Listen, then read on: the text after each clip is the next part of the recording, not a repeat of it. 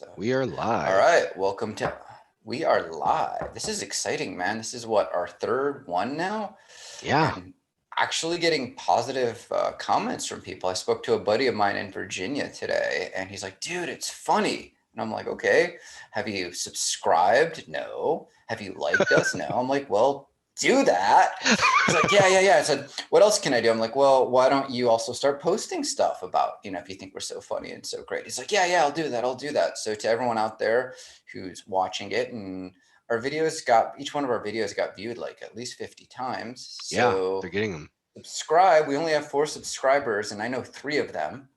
So the fourth person is, thank you. Might be me. No. You're I'm included one. in the 3. Okay. It's Okay. me, you, and my buddy in Morocco. So the fourth Nice. person I don't know.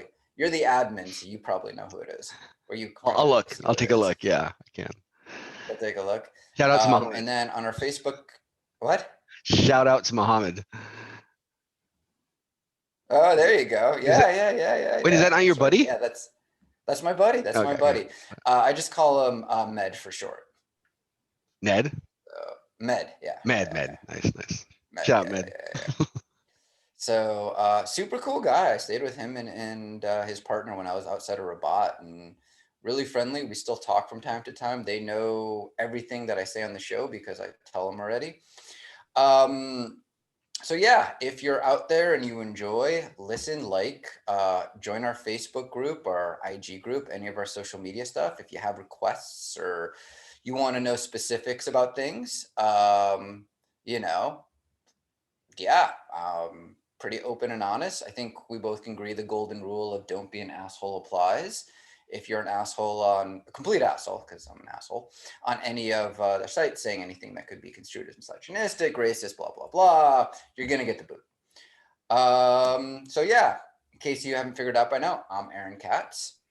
I'm Curtis Pryce. And this is Owning Divorce. Awesome, man.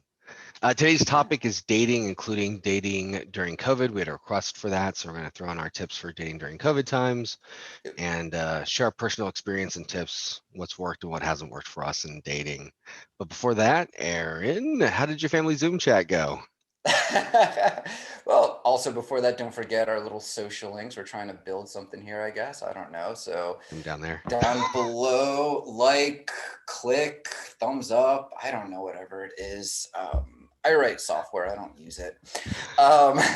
So yeah, every month, my dad's side of the family has a little family Zoom chat. We've been doing that since the beginning of the apocalypse. And my nephew, who is 28, he asked me, he sent me a message. He said, "Is it okay if I mention your podcast?" And I'm like, "Yeah, sure. I don't have anything to hide." So they mention it, and he mentions it, and I give a little brief explanation. And half my family is really intrigued. The other half is kind of disgusted. I have an aunt and uncle who are very conservative. I don't mean from a political point of view. I mean like they just don't talk about certain things, and they're very set in their conversations. And my aunt looked absolutely horrified when I said I Wow. talk about my sex life. I really thought her brain was going to explode. Maybe just you saying the word sex was like, ugh. I think that's enough for her, right? Like, But my other uncle, who's kind of a hippie back in the day, thought it was pretty cool. My nephew, who asked permission, then threw up the link. And my sister, that I get along with in San Diego, said it was very brave of what I'm doing. And I'm like, I don't know if it's brave or stupid, but I'll take brave. So that was kind of cool. That was fun. My dad's side of the family is really cool. So it's always fun talking to him. Are they considered Orthodox Jews? My parents are. No one else is. Okay. So yeah. I just use the term observant just because I grew up with it. There's observant Jews and not observant Jews. There's too many damn camps as Jews. Sure, we can't make up our mind. There's like 8 different sections. I'm just like, dude, you're either in it or you're out. And if you're in, you're observant. If you're out, like me, you're secular. It's a lot simpler. I read the Bible. You guys like camping. No, we get lost in the desert. It tends to happen. And we found the only place in the desert that doesn't have oil. So go figure that one out, Like we could have ended up in like the Arabian Peninsula and like just buckets of oil and money. Instead, we ended up in a place that's arid and, like everybody wants to fight over this little stretch of land, and we're there. That's where we're from. So go us. Awesome, man. Yeah. Yeah, I haven't had the nerve to tell my parents yet, so Oh, okay. they don't want to Yeah. know this stuff. Oh, really? Okay. No, I completely respect that. I just put it up on Facebook and my mom watched it, and I didn't really Oh, know what to expect. And, both my parents are pretty positive with the response, and they've been very supportive the last 2 years. I don't know if I've mentioned this, but I felt after my split with my ex, it kind of gave me a chance to hit the reset button with my family, my mom, my dad, one of my sisters. I was close with them as a kid, but just over the last 20 some odd years, priorities shifted. So, I'm kind of right now working on not mending those relationships, because I think they're mended at this point, but just keeping them up, talking to my sibs and my parents on a regular basis. And I don't hold back. I've got no reason to at this point. So, that's a great point. So post-divorce as well, both my daughter and I have been spending a lot more time with my parents. Just, I don't know, I wanted to reconnect with them, and they were they've always been there for me. But I feel like there's an opportunity to deepen those connections that I didn't yes. have when I was like consumed with my life with my ex. Hmm? So I've definitely been using that time. I go to their house, I stay with them more than I ever have. Oh, that's great. Yeah. I've been to Chicago a couple of times. My sister tricked me into staying into my parents' condo one of the last times I was in Chicago. My parents sold the house that I grew up in, and they live in this like retirement community. It's nice, but it's a 2-bedroom condo. And originally, my parents were going to put me up at a hotel nearby. Interesting story. Across the place from my parents' condo, there used to be this hotel called I used to call it the Purple something. I forgot what it was called. It had mob ties. Oh, So if you look at Lincolnwood Purple Hotel, you're gonna find like a whole mob history to it. Like there were hits done there and stuff like that. wow. And my brother's bar mitzvah. Yeah, seriously. So anyway, they were going to put me up at the condo, not the condo, at a hotel nearby. And my sister that I get along with in San Diego comes up to me and we're talking for a little bit. She's like, "Hey, I need to talk to one of my brothers. Is it okay if we swap and you stay at mom and dad's condo and I stay at the hotel?" And I'm like, "Yeah, okay, whatever." Like they have an extra bedroom. I figured they have a nice, comfortable bed or like a pull-out couch. No, they have this rickety, like, I don't know what you call it, pop-up single mattress thing that the wheels don't lock. So I spent half the night worrying that I'm gonna fall off, and it's like 4 feet up. It was one of the worst nights of sleep in my life, and my sister got a fast one over me, and I'm okay, whatever, it is what it is. But I'll get revenge. She's got 2 teenage sons, and I can tell them a lot of dirty jokes and stuff. So I'll get my revenge on her. Yeah. But I think this one is kind of we're talking a little bit about dating and dating strategies and things along those lines. And then I think there's some stuff, interesting lessons from COVID that I also want to kind of talk a little bit about. But one of the things that I've noticed just through these conversations and previous conversations me and Curtis has had is we have very different outlooks and things that we're willing to deal with on dating. And your relationship with your current, if I ran into what you ran into, I would have just walked away. I think that I am very, either it's there, it's not, very matter of fact, maybe it's the engineer in me. You're a little bit of a romantic. You like to kind of play around a little bit and figure out what's going on. So, why don't you kind of talk a little bit about this? Yeah, I think it sounds great. It's funny the way you classify it. It's funny because if I was classifying you, I'd say you're just very direct, right? Like Yes. you've got you've got your plan or your the tour, the The cat's tour, tour, the Aaron Katz tour. and if people don't fit on it, you're like you eject. You're Um, done, man. Yeah. I like the hunt, and so I like figuring out the obstacles, getting past them. I like I don't like to frame it as winning, right? Hopefully we're both winning, but I like to like remove these Yeah. obstacles, and I like to get somebody from wherever they're at and see if I can convince them to come along with me on where I'm trying to get the date. And I like that. It feels like the hunt to me. I like that chase. And this kind of goes back to what we talked about last time, where you need to find your own individual style. I'm 90% sure it wouldn't work for me what you did.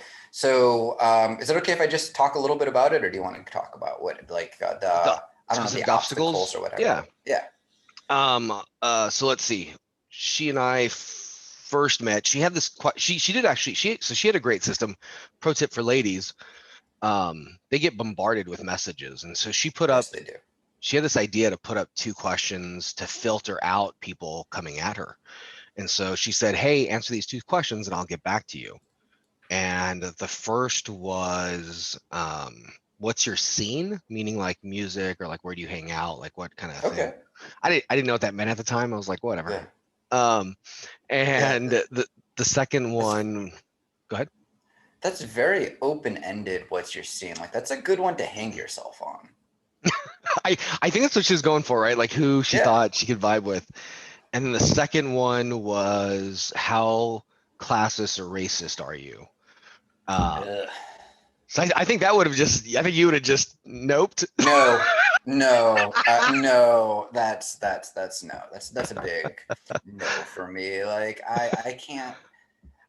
And part of it is a little bit of politics definitely helped, or I don't know if help's the right word, but at the end of my marriage, it was there were other issues too, but I think politics was where my ex excelled at pissing me off the most, and then getting annoyed when um, I use the term woke splain, because when someone kind of uses the same thing over and over and over again and doesn't come up with any new information, it's just the same one, and they think they're woke. So that's why I use the term woke splain. So she tried that often, and she'd get very upset that explaining it the fifth to the sixth time didn't really make a Yeah. difference. And by the 10th time, she got really annoyed because, she said the same exact point 10 fucking times.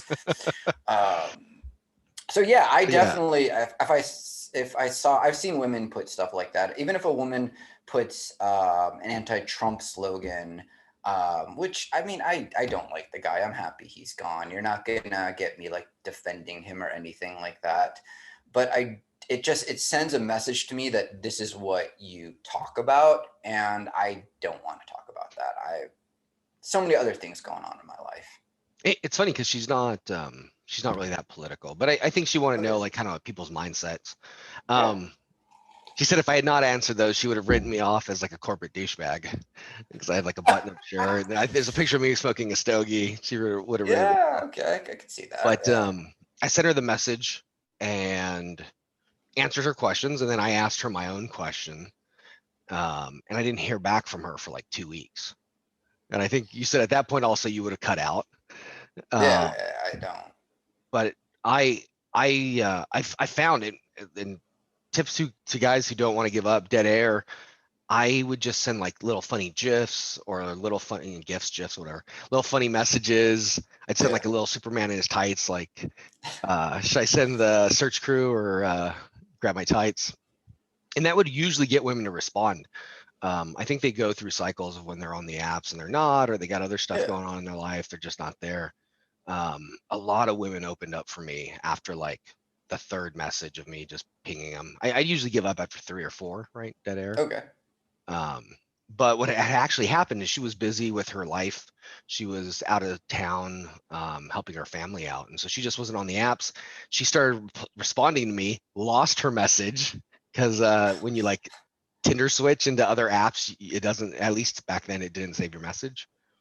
Oh, really? I didn't know that. Okay. Yeah, I'm So, like, that's a solvable problem, guys. Get on your coding. and so I don't think you can send GIFs in Hinge. Um, yeah, Oh, because I've tried a couple of times. Maybe I'm just an idiot when it comes to it's technology. it's built into Tinder. You can't like add your own, like you can't upload them, but you can search Giphy. Oh, really? Okay, maybe Hinge has that. I don't I know. forgot. It's been so long since I've been active on Hinge. I don't know. Long time ago in a land far, far Oh, away. at least Yeah. at least 6 months. Yeah. And then so she had all that going on. And then she said she actually didn't know how to answer my question that I posed back to her. And then I got shadow banned when we talk about messaging. Yeah. Hold on, a couple things. What Yeah. was the question you asked? That's a good question. I'm gonna try to pull it up really quick Okay, and just talk really slow. really slow. And then while you're doing that, explain this whole shadow banning thing because I hear the term a lot, and I mean you basically you get kicked off, right? Yeah, they kick you off. They hide you from people's feeds and nobody else can see you. Um, Man, I know I got this note somewhere here. Here we go. Boom. Okay. So if you are flagged, I don't know if you've seen this, but they will ask you if this person offended you. And if you say yes and enough people say yes, they hide you from their conversations and you're talking to dead air during that time. And what had happened is my phone number happens to have the word jail in it. And I thought it was really funny to send my number with the word jail in it. Worked. Women responded to me and texted me, and then be like a discussion point. They'd be like, "What? How did you get that number?" And I'd be like, "Oh, it just whatever, how it worked out." But it was funny, Yeah, to me, anyways. yeah, And I yeah, actually have a friend who works at Tinder, and I was talking to her, yeah. and she was like, "Oh, they don't allow felons on the platform," and keywords related to prison, jail, Okay, get you shadow banned. And I actually okay. had to scrub the dirty tech support of Tinder, and they got back to me. Um, so what That's like, I'd asked her why she pursued her career, her industry, yeah. and I asked her if she had any superpowers, what would it be? So that's a good one. Yeah. I I figure it tends to open people up, so more Yeah. conversation. I changed that to useless superpower because Nice. that really gets people Funnier. thinking. Because Yeah. like superpower, people can be like, oh, X-ray vision, fly, super strength. Useless superpower. I mean, that one's. And I ripped it off a buddy of mine in college. His was to be able to raise the temperature of the room by 2 degrees or lower it by 2 degrees. That was his. Mine is to just float a half an inch off the ground.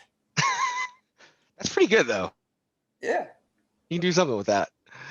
I don't really know besides freak people out, but I think it is kind of a funny one. But so once I realized I wasn't shadow banned, it actually gave me some Yeah. superpowers. I was at the top of everybody's feed, and my conversation was stuck there. Okay. So like women, when they would check their accounts, anybody I was connected with saw me at the top. Oh, Nope. nice.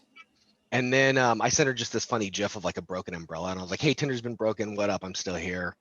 And Yeah. she got back to me. I asked her this. I asked her kind of a role play question. I noticed women like role play questions. I was like, "Hey, if we go get French fries, we're on a date, or we're going out. You're not hungry. We pick up some French fries. But then you smell like the delicious fry goodness. Um, do you eat some of my fries?" Of And course. Dude, I'd do it. good woman. I don't trust a woman who says she won't. Oh God, no. Who are No, you know you? they're lying. You know they're lying. I don't like French fries, but if you put them in front of me, I'll eat them. Yeah, you have to. And You if you have to. don't, It's like, I don't want you. I don't want you if you're not going to eat my fries. well, I mean, you're just a liar if you're not going to eat the fries. Like A liar. fries have these, yeah, and we can go on to why it's bad to date weirdos in a little bit. I've had some weirdo experiences, and yeah, And that's where our conversation really took off. We pretty quickly made a date, and nice. then I think we were scheduled to meet at 6 or 7, and like 4 hours out, she was like, "Hey, just warning you, I have a migraine. I'm gonna try to take some meds and see if it comes off." And I had asked her like, "Hey, what are the odds you think that medicine's gonna make you feel better?" And she said 20%. And I was like, "You know what? Why don't we just reschedule?" Yeah, Or I said, "Why don't we just plan another day?" And she said, "I really want to meet you. Let's do it tomorrow." And so we rescheduled for the next day. Now I know that's another point you would have cut her. yeah. I respond with guess it wasn't meant to be with a little cute little shruggy thing emoji. I've had several women immediately respond by unmatching with me. Occasionally get a woman be like, no, I want to meet with you again. But if a woman cancels out on me for a date, she's got to do the legwork at that point. I did Yeah. the thing. I got, I asked her out and arranged something, and you bail on me. I'm like, yo, I'm not chasing waterfalls, I think is the term. I don't know, rainbows, Don't go unicorns, something. chasing. Chasing waterfalls. I don't uh, know any of the other song, but that's, and yeah. like if she had flaked on me or if it had been like 30 minutes before, I would have done the same thing. But she reached out a few hours and she also was like really apologetic and said, she wanted to meet me. And I let's see, both of my exes had regular migraines. My mom had regular migraines. Okay. Um, in retrospect, she thinks it was anxiety that she was nervous about like meeting some weirdo out of the blue Yeah, off I of don't Tinder. that, And she said she got a little freaked out and needed the extra day to like calm her nerves and get into it. But she said she genuinely got a migraine, but she thinks that was the source was the anxiety. oh, okay. All right. So kind of our different Okay, all right. styles. Yeah, yeah, yeah. That's I would not yeah, that's not me. So we'll talk more about this, I think, a little bit later when we get into the dating apps, but basically Hinge is the main one that I use. And I look for something cute that they put on there that I can relate to. One of them, like, I don't know, a couple months ago was like, don't date me if you don't like pizza. And I responded, like, who doesn't like pizza? She's like, well, all my friends like pizza because if not, they wouldn't be my friends. And we ended up go grabbing pizza as a result. Like, it was like the perfect thing. Um, and when a woman responds, especially now during the apocalypse, I always ask if they're going out to bars or doing things. It's this thing where, like, within the first 5 to 6 exchanges, I ask them out. Very direct. And it's amazing how many women respond with thank you. Like, a lot of women just get in these conversations on dating apps, and I don't know if it's a problem here or down there, where it just goes on and on and on, and you're texting with someone for 2 weeks, and you're going to lose interest at some point, I guess. The way that I look at it is that you're not looking for pen pals, you're looking to date someone. So you want to get off the app as soon as possible and meet in person, right? So yeah, I'm that's with you. I'm with you there too. I tried them all too. I think you might have recall. I was on Tinder, Facebook, Bumble, Hinge. I tried like Coffee Meets Bagel. I tried Match. I tried like Plenty of Fish. really. I tried them all, man. The only three that were really of value to, well, actually, I did connect with some people off of Facebook, but I wasn't really feeling them, so I didn't meet with them. But Facebook's a little scary. yeah, it was like, I don't know, it was kind of off. Hinge was pretty good, and then Tinder was just my sweet spot. I think kind of like my Yeah. playfulness and my silliness. I just connected with the most women there. I just had the most regular connections. That And makes sense. I think that fits your style. I think Hinge fits my style a little bit yeah, more. and Tinder, I think, is a little. I was looking more for hookups or like people that I would see on a regular basis. I think you're looking more Right. for a relationship. Funny, I ended up in I one, but think so. I think it's what And you're looking for. I'm on number 14 right now. So, 14 and a half. You guys won't give me, you and this other guy we hang out with won't bump me up to 15. I'm still disagreeing with that one a little bit, but whatever.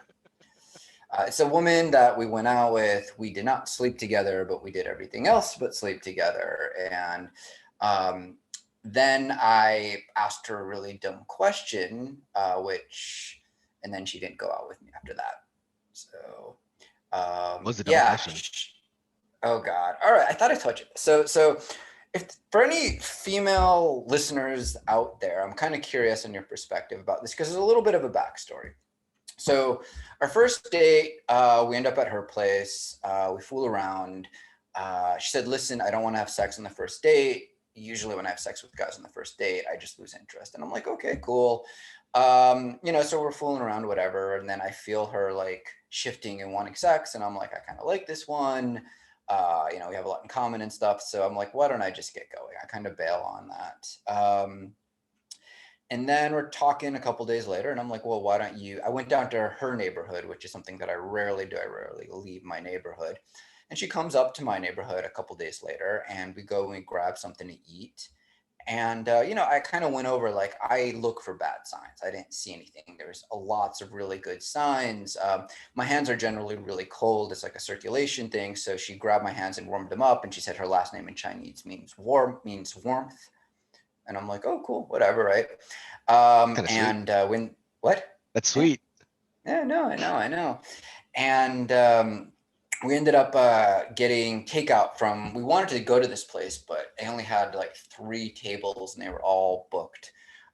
So we ended up just getting some takeout from there. Really cool. They gave us 2 bottles of sangria on the house. It's like a tapas place, just for being patient. And while we're outside, we're waiting. She asks if me and my ex bought the place together. It's the second date. I told her on the first date it's like a third or fourth date thing. And I kind of open up a little bit about it and kind of tell this almost kind of like not sweet version of it, but like I don't rag on my ex. I do a little bit on here, but generally, it takes two to tango. I think it was more her than me, but I definitely am partially at fault with it. And I talked a little bit about her dad passing and all this stuff, and she responds by giving me this kiss on the cheek, like just like that was the sweetest thing I've ever heard. Yeah. Um, After we're done, she's like, I want to meet your dog. So we come back here. She meets my dog. We end up at my place, in my room. We're fooling around. And she said, I'm on my period. And I'm like, okay, I don't care. She's like, you're okay having period sex on a second date? And I'm like, yeah, I'm okay with that. She's like, well, it's my second date. It's heavy flow. I don't really know you that well. I think our third date, I won't be on my period anymore. So then we can have sex. And I'm like, okay, cool. There's not a lot of things that women can say to me that freak me out. I've just realized this, like, I had a woman lie about her age by 8 years. She was 8 years older than her dating profile. And after we had sex, she told me, and I'm like, oh, okay, cool. No worries. Um, and, like we're fooling around and stuff. And she starts talking about how she can't wait for us to have sex. She can't wait for us to have sex. And she's getting very intimate with me. In the middle, she turns on the light because she wants to look in my eyes while we're fooling around. Um, so the date's over. She gets a lift back to her place, and I the car's coming. I'm like, okay, so you're on day two. She's like, what? I mean, you're day two of your period. How long do your periods last? And she's like, 5 to 7 days. So I start counting out. I'm like, 5 days. I'm like, oh, so we should do something on this next night because you'll be done with your period.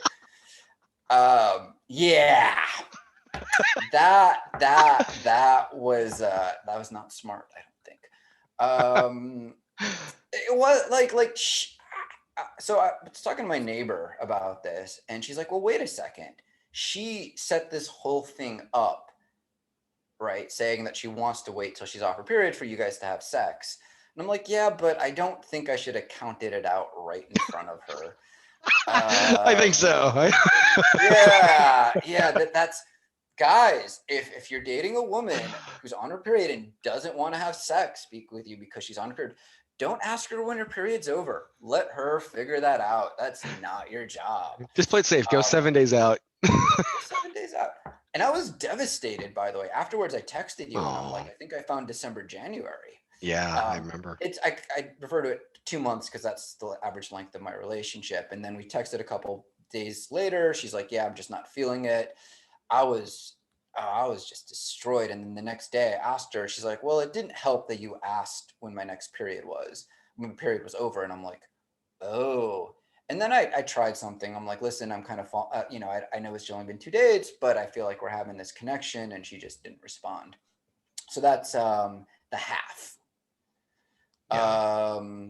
But yeah, yeah, I think the whole point of this is that, like, I've dated a lot of women, and I think there's something specific that I'm looking for. I don't really know what that is. And when it is, I mean, the current might be, I don't know. There's a lot of weird stuff going on there. Like, I think we're having our 6th date on Saturday. Cool COVID idea date, by the way.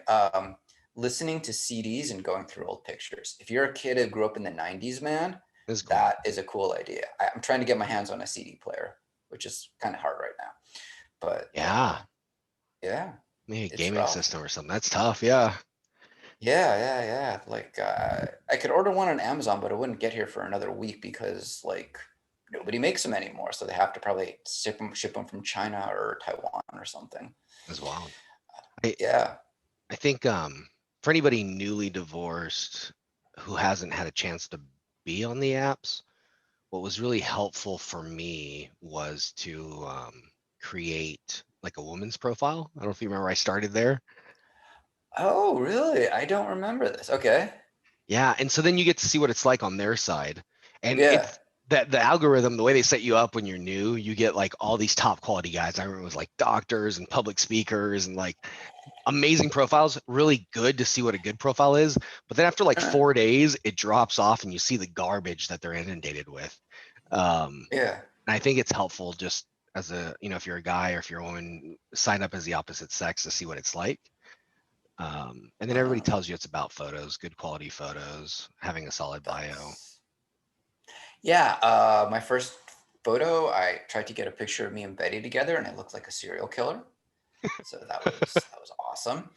Um, my neighbor actually did a big photo shoot with me, which is where most of my pictures are from right now. Oh, I'm nice. gonna do an update. It's been 2 years, but the picture of my dad was, I mean, that was taken in San Diego, and there's a couple other pictures in there, but most of the pictures, the selfies or the me alone pictures, those are all ones that she took.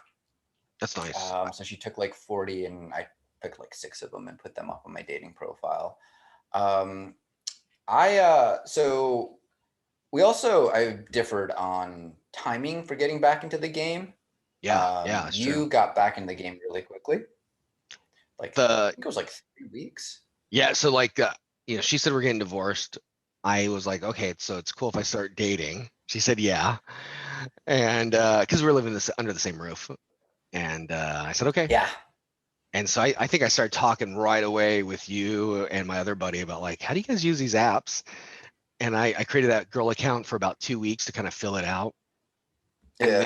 then I started my account, and I think within the first week I think it was about a week and a half. I think I went out 4 nights that week. So Wow. Yeah. I lined it up Yeah. I fast. remember that because you were like, "Hey, dude, send me a profile," and I'm like, "No, you're not ready." He's like, "No, no, no, I'm not. I'm not." You're like, "No, no, no, I'm not looking to date. I'm just curious." And I'm like, "I know you're lying, but I'll send it to you." I was curious for 2 weeks. Yeah, seriously. So yeah, you were just ready, set, go, and for you it worked because, well, it was your happiness. Like once you started dating again, I think it really kind of put things in perspective for you, and you felt motivated. I remember the first Yeah. time I spoke to you, you were devastated. I was actually supposed to go down to San Diego to visit my folks, but it was COVID, so I didn't end up going.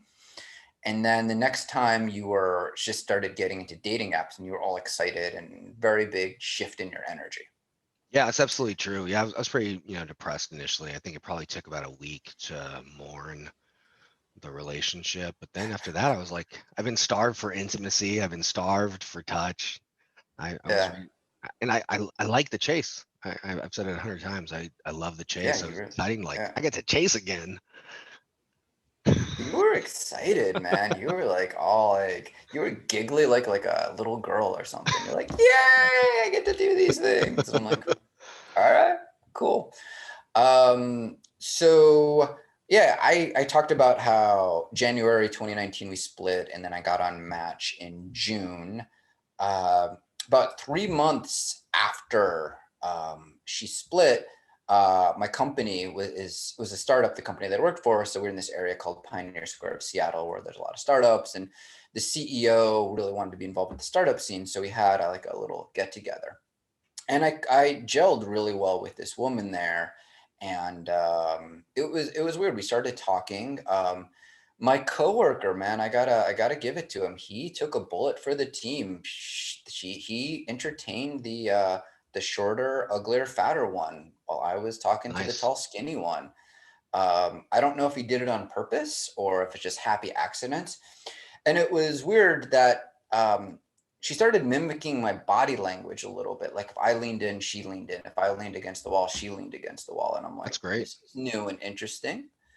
Um, and I was really excited. And then I called my best friend in Chicago, my best friend from college, and I said, hey, I met this woman. No. I'm like, what do you mean no? It's like, your ex is finally being realistic with the divorce. You know, there's this line, if you push, she will have a scorched earth policy with you, where she doesn't care if she loses every single cent that both you and her have. You do not want to cross that line. And I'm aware of this line. And I knew that he basically, like he said, if I start dating this woman 3 months out, it's going to get back to her because of my neighbor who, spies. And if she thinks that I was cheating on her, right, then she's going to go psycho. I mean, she kind of did a little bit, but, at that point, I mean, she would have sued me for the house and, I just just legal bill after legal bill after legal bill. So I backed off. Still a little bummed about that, but whatever, it is what it is. And then after the two hookups that I spoke, two women I slept with, which I spoke about last episode, I got on Match because I don't know, Match just it. I think Match has been around the longest. I mean, it's Match owns all these. Yeah. And I just looked at the way that they had it set up versus Hinge versus Tinder, Plenty of Fish, Bumble, all these other ones. And I like their approach the best. Um, I met some really great women. I met the goddess and best first date ever, and then the doctor, and some other really good women. But my success rate at Hinge is by far better. Yeah, you clean up on Hinge. I clean up on Hinge. I get probably 20 to 30% of women that I like match back with me. Out of, so if I'm when I'm aggressive, I'll, let's say, do 10 likes a day, right? I'll do that 4 days in a row, 40 likes. Out of that, I'll get, I don't know, anywhere from 10 to 15 responses. And from out of that, I'll get 8 dates. And, from there, I'm not going to go into details, but I do all right for myself on Hinge. I like it. There's just something about it. I think the women who are on it put some effort into it. Uh, Match just doesn't have a lot of women in Seattle. I think it's considered old and archaic and out of touch. Maybe if I was like It is. 60, like it would be the scene, but there wasn't a lot of women in Seattle. Facebook. So the current and the alcoholic, I both met on Facebook. So I've had some success on Facebook, but there's also a lot of shady things going on. I got a response from this woman. I don't even think I liked her. And there are no pictures of her face. It's a picture of her body with, it's like this, right? And then there's a couple of pictures of her scuba diving. And I'm like, okay, this is shady. I'm not going to respond. And then she gives me a message a couple minutes later being like, hey, I tried to reach out to you on WhatsApp, but I'm not great with it. Here's my number. And I looked at the number and I'm like, that's not an American phone number. Oh, So I wow. just deleted it immediately. Like, I don't know. Like, stuff like that happens. There's also been women who they look very lesbian like, and the short haircuts, the kind of broad butch look.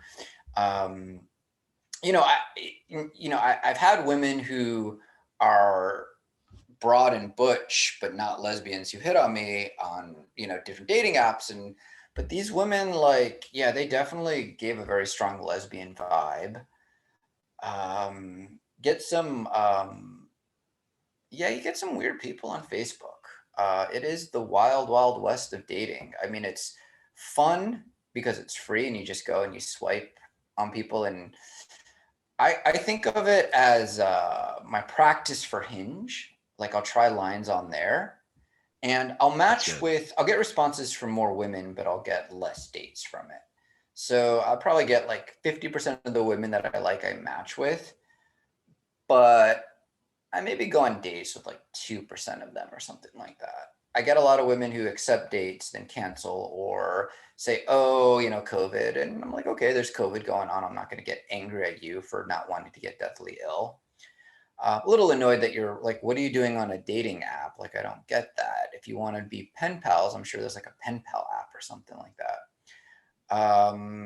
So those are the three that I tried, and Hinge definitely works for me the best. Like, I definitely have met a lot of very attractive, very intelligent women on Hinge. For me, Facebook dating, like you said, is kind of a mixed bag. I got a number of decent phone numbers. I was talking to women. In fact, like they're women I still haven't like followed up with to this day. Um, they were Hey, attractive remember and me from 6 months ago? Oh, yeah, they're like attractive enough. yeah, But like there were a few gems in that big pile, and that pile included a lot of people I wasn't attracted to. I feel like people on Facebook dating are like, oh, this is convenient. I'm yeah, already on Facebook. I want to date, and they don't mind having like their Facebook association with their dating.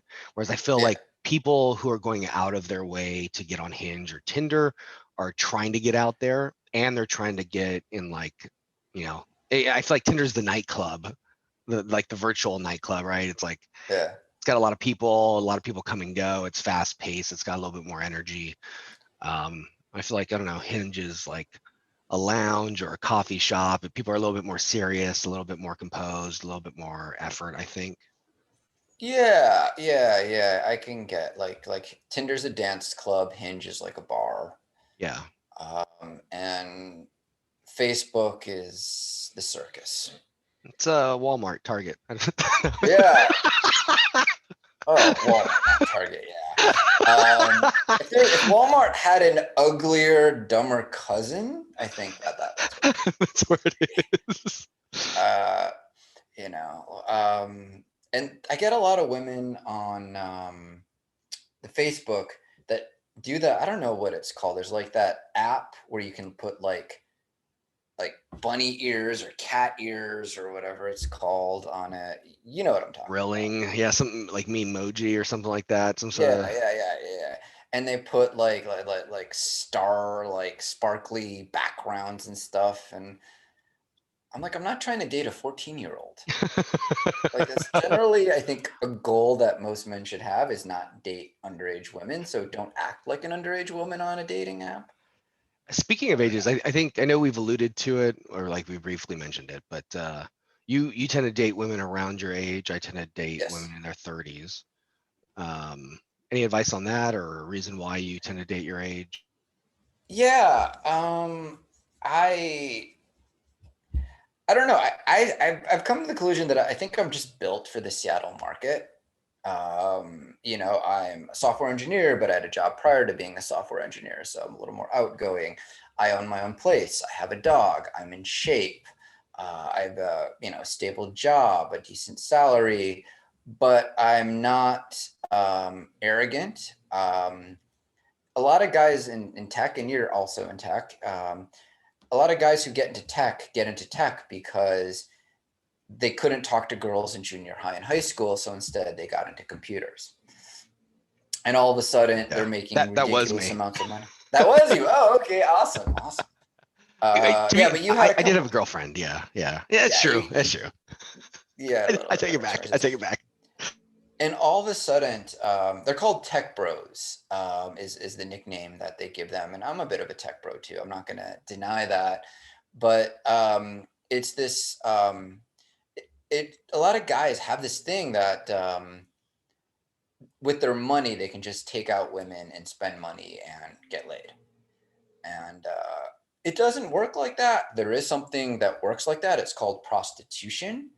And Silicon Valley, there's this article that I read years ago about Silicon Valley has a booming prostitute market because you get all these I believe it. awkward tech guys who make 200, 250 a year and don't know how to talk to women, so they just pay women for sex.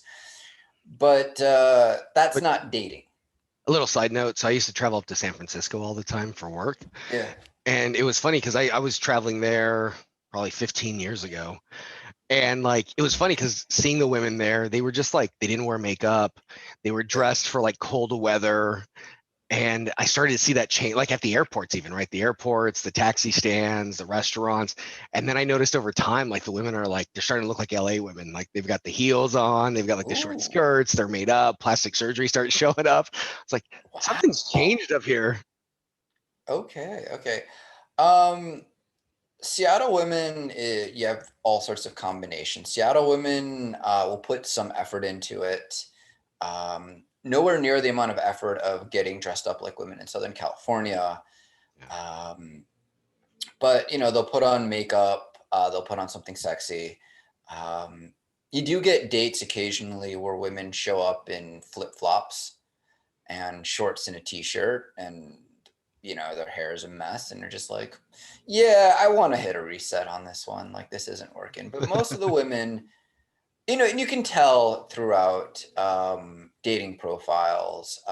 Here's something interesting. So last summer I briefly went out with this woman, um, and she just was very open that she doesn't put on makeup. She doesn't. Her hair was a little bit of gray, and I'm like, okay, cool, whatever. Not really that big of a deal. It didn't work out with us. She ended up sending me this long, drawn out text that I read right after I slept with Crooked Smile for the first time. So I thought that was kind of funny because Crooked Smile was significantly more attractive than this woman. Uh, we still see each other in the neighborhood and talk from time to time, but I saw her dating profile pop up on Facebook again. And she's trying really hard to give a more feminine vibe. Like there's pictures of her in like really sexy dresses and stuff like Oh, that. And I'm wow. like, oh, wow, that's. I If like I the see best her of again, both. I'd be like, yo, I like your new profile. Like I would have matched with you, but clearly we don't match. So Ideally, like, I like the best of um, both worlds. Like my girlfriend, she'll come over and wear hoodies and sweats, or she'll wear my clothes. Cute as yeah. hell. But then every now and again she'll like show up in like this like sexy top, heels, and come over like little ripped jeans and stuff. Yeah, yeah. The potential current. She gets dressed up when she comes over. She looks really good. I mean, she puts on, you know, she put on dresses and just makeup, and she puts on like I don't know what like leather pants, but they're like kind of fashionable. I guess it's a thing that women wear up here when they're trying to look Yeah. hot. I mean, she Mhm. looks hot in them. Um, but when she spent the night, I gave her a jersey of mine and a pair of boxers that she slept with, and It's cute. yeah, It's she cute as had it. hell, right? Yeah. Yeah, it's cute as hell. I'm like, yeah, like I think there's just something about um, when you see a woman wearing your clothes and she just looks so cute and comfy in it, and it's like, yeah, I want this to go somewhere. That's for me the moment that I'm like, yeah, this is someone I want to see exclusively. Yeah. Like definitely. When yeah, yeah, yeah. That's me opening up at that point. So yeah, that was Monday night. Yeah. It's awesome. Um yeah, We, yeah, yeah. It's a weird one. I can't tell if we're getting closer. Every day things seem to be getting a little closer, but we also might be friends with benefits. I'm not really sure at this point. Um After we were done fooling around, and we were in my bed, and she had her head right here and she's getting really intimate with me, and she asked me, what do you do on an average night besides have sex? And I'm like, well, I don't have sex every night, like, but she's like, I'm like, I play with my dog, I work out, I get some work done, all these things. She's like, what do you do with your girlfriends on a night besides have sex? And I just repeat myself because I don't know what else to say. I mean, I've never dated a woman to the point where we don't sleep together at that night. Like sex is always on the menu. yeah. Um, so then I look at her and I said, okay. And I ask her, I asked, can I ask you something intimate? And she's like, well, we just had sex. So yes, you can. I said, are we a thing? And she's like, and I'm like, Yeah, okay, that's the answer right there. But she texts me all the time when we're hanging out again, and I asked her if she wanted to do something this weekend, and she said, of course, and all these things. But yeah, I don't know. I don't know. Either way, I'm totally cool with friends with benefits. I'd like to date her, but I'm not going to complain about having casual, meaningless, amazing sex with a very attractive woman. Yeah, And I'm that's also fair. kind of at that point right now, and I've spoken about this. After a couple dates with a woman, when things start clicking, I start just losing interest in other women. I'm not as sharp on my game as possible as I was before. Maybe I try lines that are a little weaker, work on my material a little bit, you know. So, but yeah, who knows? It takes a lot to juggle. Definitely takes a lot to Yeah, juggle. yeah, it does, it does. So who Um, knows? But yeah, so uh, I just wanted yeah. to. I'm just gonna interrupt. Before you start dating, and this is just general advice for everyone, and this is my personal perspective, and this goes against everything you will read, everything you will hear. Um, Look at yourself in the mirror and be very critical. And if you do that, you're going to find 1,001 things wrong with you, because everyone, when you look at the mirror, you look at all your imperfections and you tend to hyper criticize. Look at what you can fix without surgery, without, I don't know. I say surgery because, like, I mean, anything you want, you can fix with enough money and a good plastic surgeon. But I think that's kind of ridiculous. I have my little bald spot right here, and I'm sure I could find a place that could fill it in for, I don't know how much it costs. But at this point in my life, I'm just not going to do that. So for me, it was a couple of things. I was a little chunkier. I was about 12 pounds heavier than I am now. I lost weight, intermittent fasting, running outside, not on a treadmill, and lifting weights. Um, that's if you want to get in shape, those three things are guaranteed to get you in shape. Intermittent fasting changes your relationship with food because you only eat at certain times. So you realize when you're really hungry versus you just think you're hungry. The whole 3 meals a day and the way that we eat, it's weird. We're not, I don't know, I'm kind of ranting a little bit, but we're not hardwired for that. We've just tricked ourselves because in the last 70 years we've had enough food, which in humanity we've never had. So we eat a ton, which is why we have so many fat people in the US. Yeah, I have to agree. Um, I just want to interject on the intermittent fasting. I don't yeah, still do it, but it really our bodies are designed to go through this like feast famine phase, right? You come upon a yes, bunch of food, you feast, and then you're supposed to like have that stored body fat to survive right. during famine periods, and we don't experience that anymore. And No. learning to like sit with my hunger was huge. Like, oh, this is Oh, what it's it's really like to be rough. hunger. This is what I feel like. This is my emotions. This is like it was just foreign to me. So I really enjoyed intermittent fasting. I did it for about a year. Yeah, yeah. It after it took me about 4 months till I stopped getting hangry. Wow. And right now I'm in a cutting phase. Next week I'm trying bulking again, so I'm trying to get down to 145, and then when I get down to 145, I work out and eat a ton of food, and then when I get to 150, I kind of go back down, and this is like my pattern basically over the last year.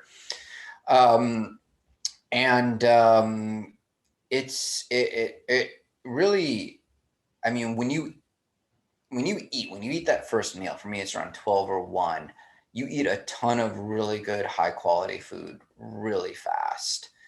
And then you're just kind of full for, I eat another small meal a couple hours later, and then I'm good to go for 24 hours.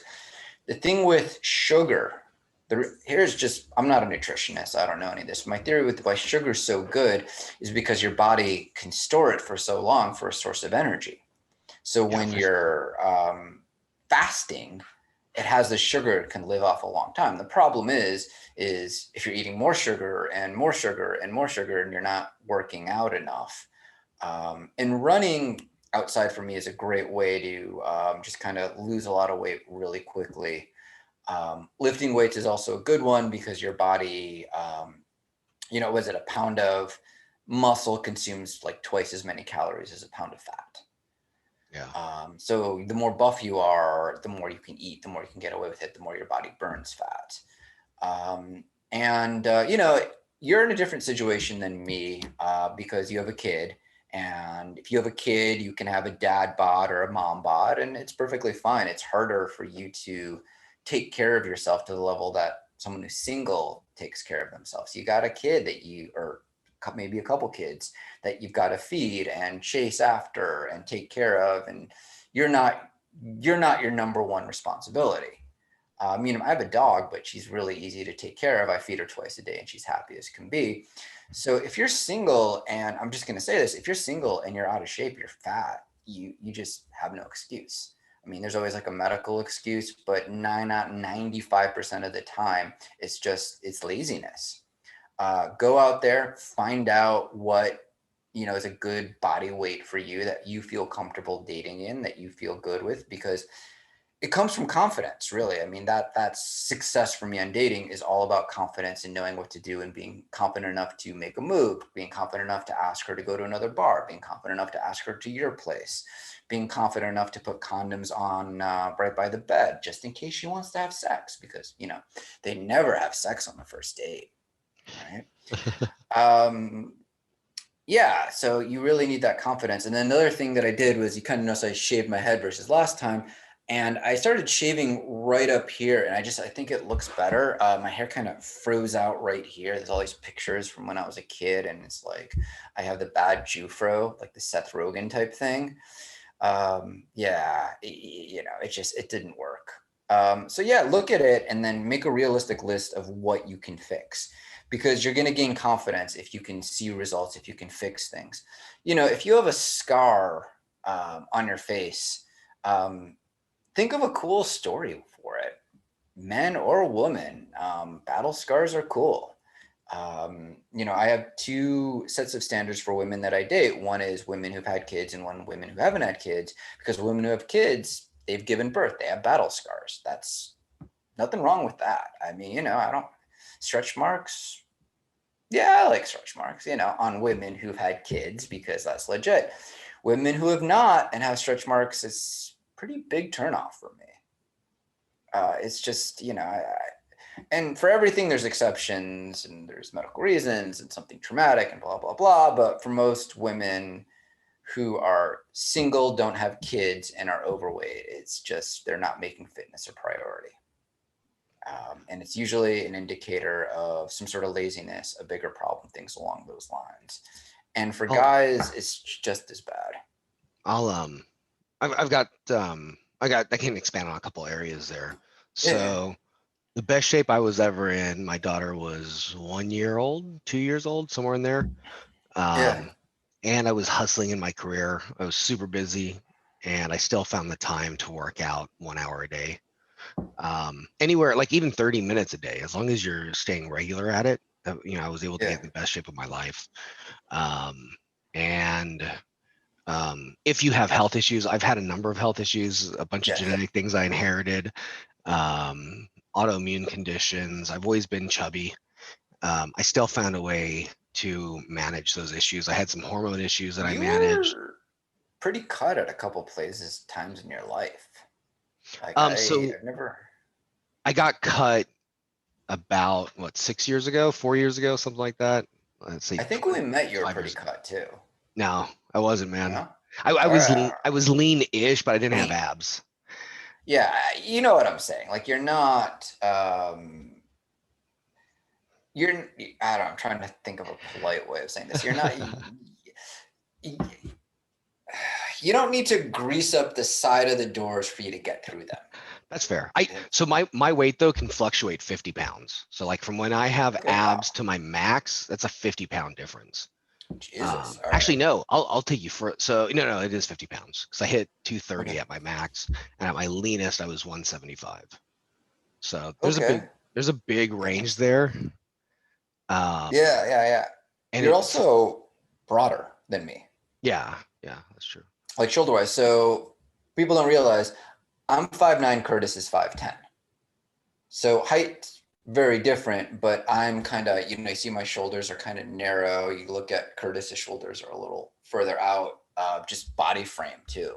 Yeah, frame matters, but I wish, and we've got opposite problems. Like you stay lean, I stay chubbier. I never lose muscle Yeah. mass if I stop working out or start eating bad. But getting cuts hard for me. But I've been able to manage it through diet. And also I had some hormonal issues that I got worked out. So if anybody has like actual genuine health issues, figure them out. Figure them out for yourself. Yeah. Yeah. Get your hormone levels checked. Cortisol is a amazing killer of testosterone.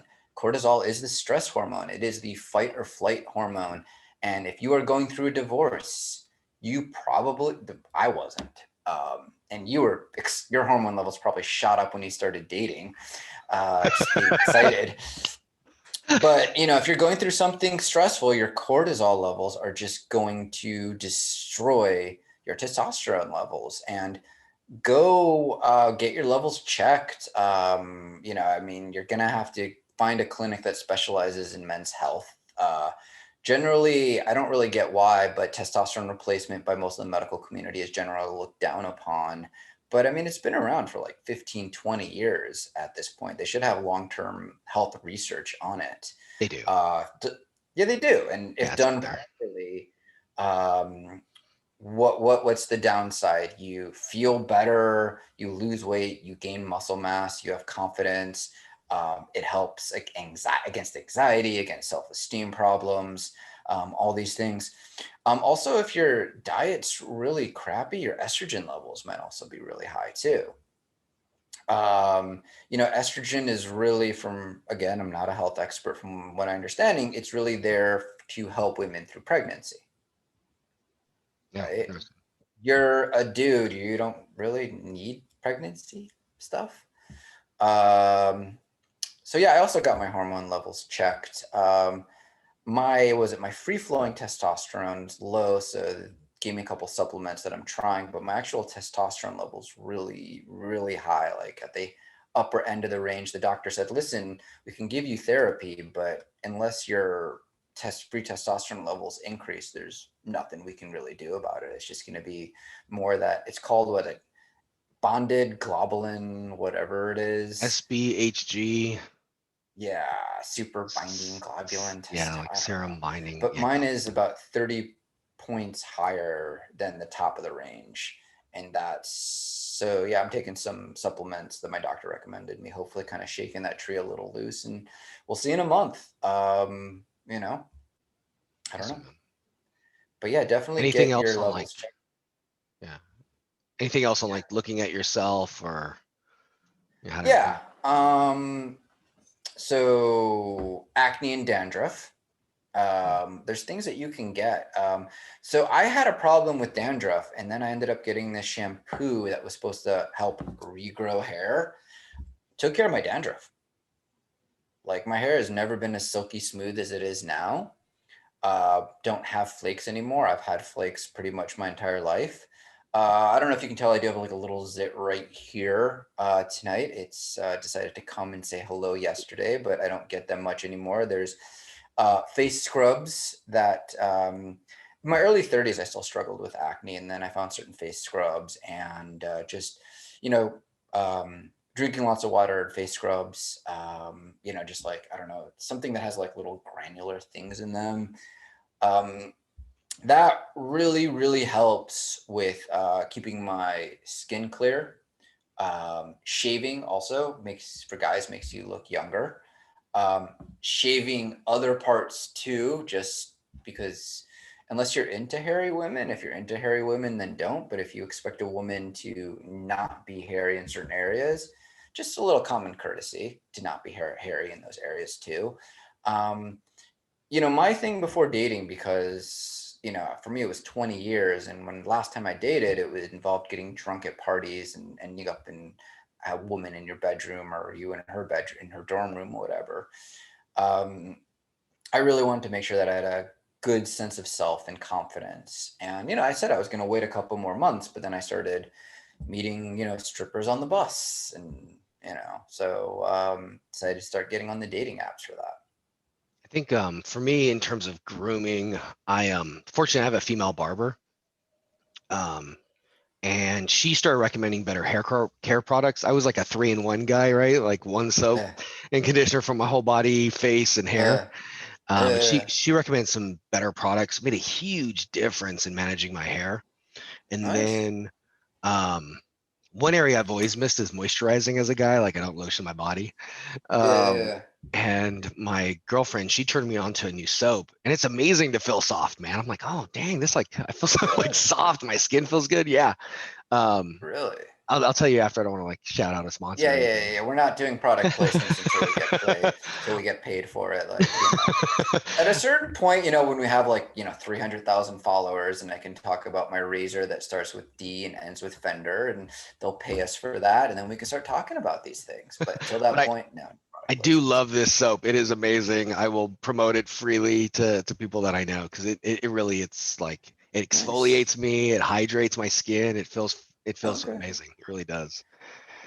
For me, I just got like cheap, regular lotion for my face. Nice. Yeah. There's all these products trying to sell you like really expensive. Basically, like they've made makeup for men, and they try to sell it, and it's expensive, and I don't really want to try it. So I just kind of take whatever is moisturizers out there, and I use a really cheap aftershave that's like $2 because it's like pure alcohol, basically pure rubbing alcohol. I put it in and just you feel it like burn in all the little holes that you cut yourself in. Like Home Alone. um, yeah, Home Alone. Yeah, don't spend a lot of money on products unless you're 100% sure it's what you want. um, I think women, I think, are more better to deal with this because women have had to deal with this longer. Like I think like Gloria Steinem wrote a book in the 70s about like the makeup trap and all that stuff. Um, and so a lot of these companies, I think, because women maybe have gotten wiser about it, or maybe more selective, or maybe I don't know what I'm talking about. But I don't know, it feels like in the last 10 years, they've really switched it to pushing this stuff on guys. Like I used to love Men's Health, and then Men's Health just tried Oh selling yeah. me all this stuff.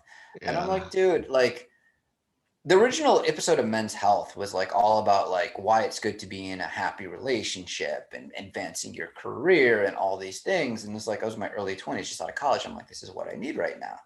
And it just it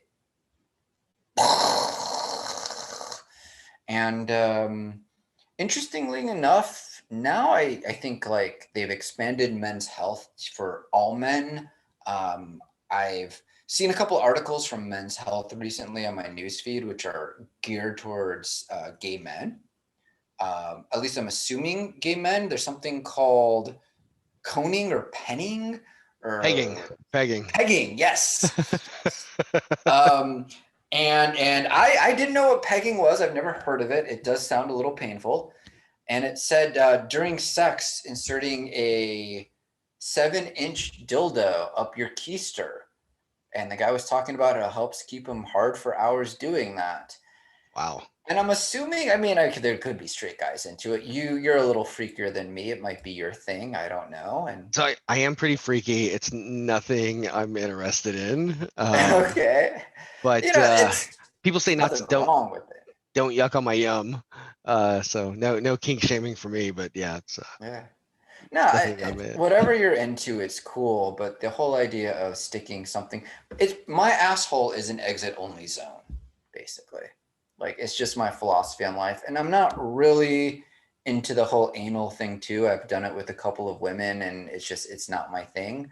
Um, I know a lot of guys that are into it.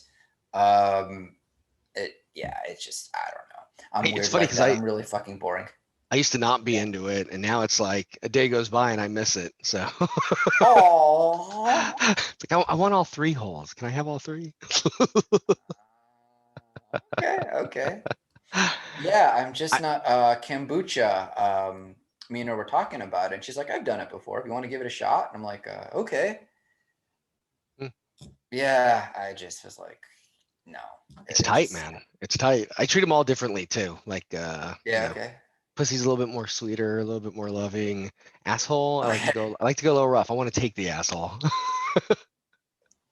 I just maybe it's a mental block. I don't know. I'm just not into it. It just we tried it for a while and I don't know, after like 20 minutes I just rolled over and be like, yeah, I'm gonna go shower and then let's have like normal boring sex because that I like a lot more.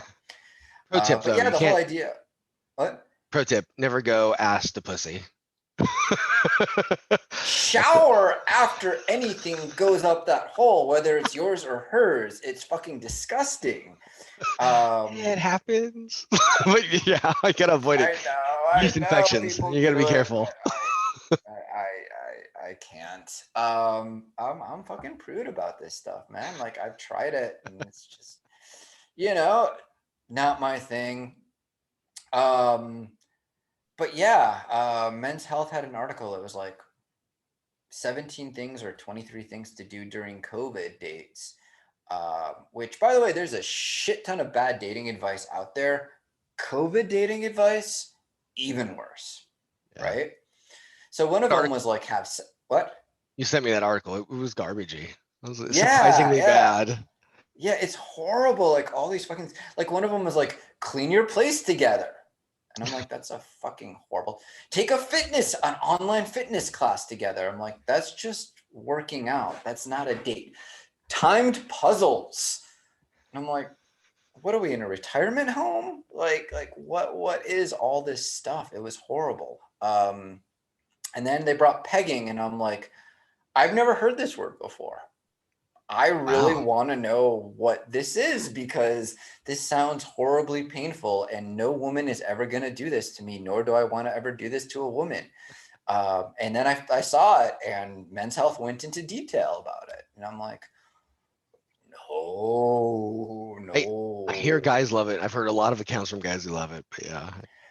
You know, I don't judge. I don't judge. I know what I like and what I don't like. And if straight dudes love pegging, start a club, make t-shirts. I will support you guys in your movement. If you want like a congressional bill passed for whatever reason for pegging, I will talk to my representative and my senators and I will support you in National Pegging whatever, Day. National Pegging Day. I won't partake, but like you'll have the parades and I'll be on the sign being like, I love Pegging Day or something. I don't yeah, no, I'll support you on whatever it is. But yeah, it's how I came up with so I think me and the current are gonna be, or maybe current, I don't know, are hanging out Saturday. And I was asking her, like, do you want to do something this weekend? She said, of course. I'm like, well, what do you want to do? He said, the usual conversation, food, sex. I'm like, okay, cool. Normally women complain when I recommend this during COVID, but they're like, I want to do something else. I'm like, everything's closed. But I'm like, I'm trying to like figure out stuff if there's anything romantic here. So she's like, why don't we listen to music? And I'm like, maybe I get my hands on a CD player because I've got like 100+ CDs from back in the day. I have one of those thick CD books that in the 90s all the cool kids had. Yeah, I So found mine when I was unpacking and cleaning out here. yeah, Yeah, mix like CDs and stuff. It's pretty cool. yeah, you made one for me back in the Oh day. snap! Really? Yeah, Wow. Black Snake Moon soundtrack. First time I heard Black Keys. Oh yeah, that's good. They That's were sexy too. good. They got some sexy stuff too. I like that. Yeah, that was pretty cool. And then you gave me a CD of one of the pickup books was like a large PDF file, and Oh. read I read like the first paragraph, and I'm like, nah, I'm married, I'm cool. But yeah. I don't know. It's definitely a very 90s thing to do. But I mean, she's 4 years younger than me. She's a 90s girl or woman. She was a girl in the 90s. She's a woman now, obviously. So I figured it will be fun. But I think dating during COVID, it's an interesting topic because I dated before COVID. You've only dated during COVID. So there is no Yeah, this before round. time for you, right? Yeah. In other times of my life, but yeah, And this other round is times, right, equal. right, Yeah, right. But modern dating. pre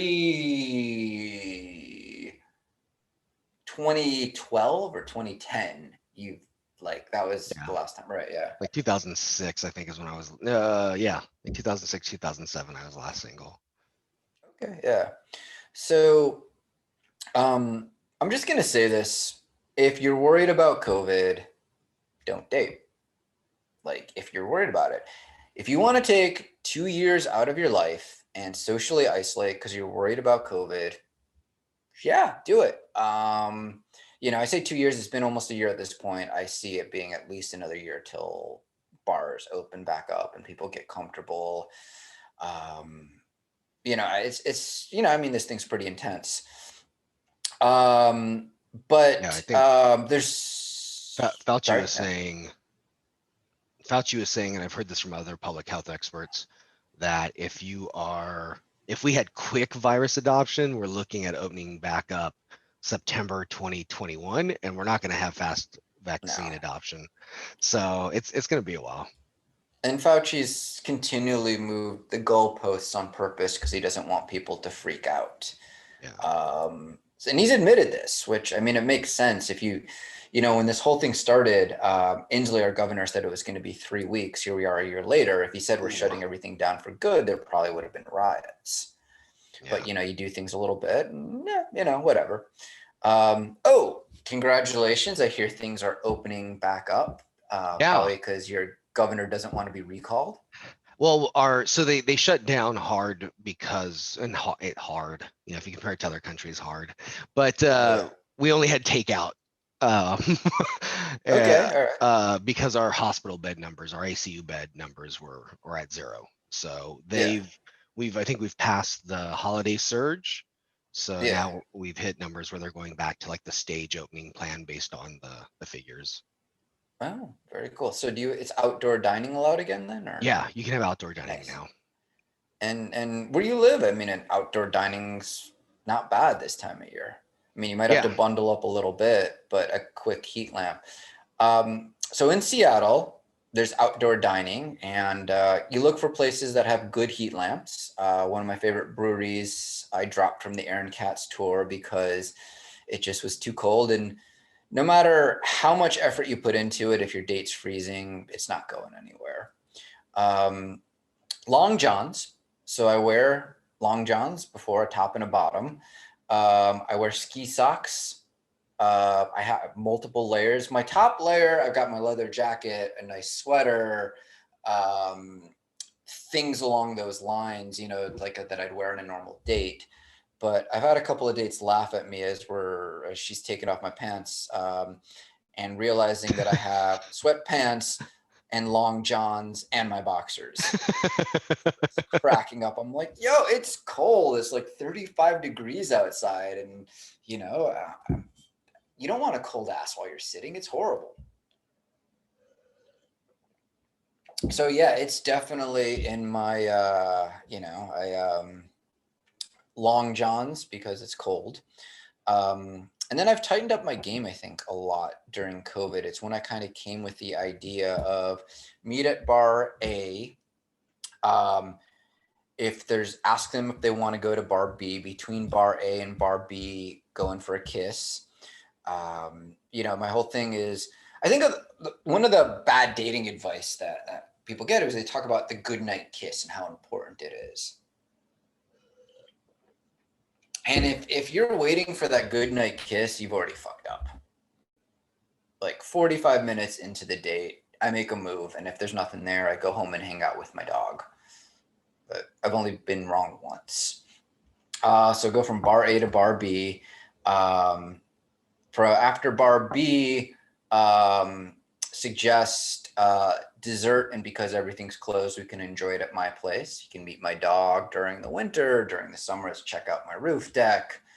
And this has worked for me multiple times.